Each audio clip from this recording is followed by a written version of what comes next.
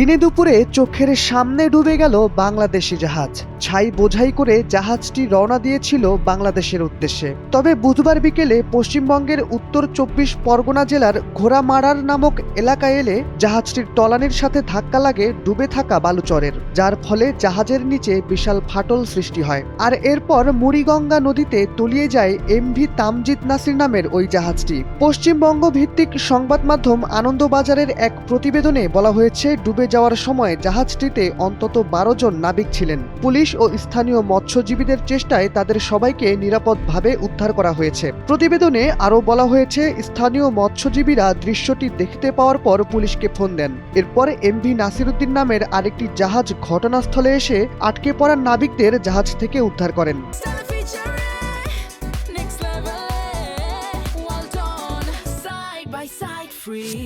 এই ঘটনায় এই জেলার ঊর্ধ্বতন এক কর্মকর্তা জানিয়েছেন, উদ্ধারকৃত নাবিকদের 11 জন বাংলাদেশি আর একজন রয়েছেন ভারতীয়। ঠিক কী কারণে জাহাজটি দুর্ঘটনার কবলে পড়েছে সে বিষয়ে তিনি কিছু না জানালেও তার অনুমান ঘন কুয়াশার কারণে জাহাজটির সাথে চরের ধাক্কা লাগে।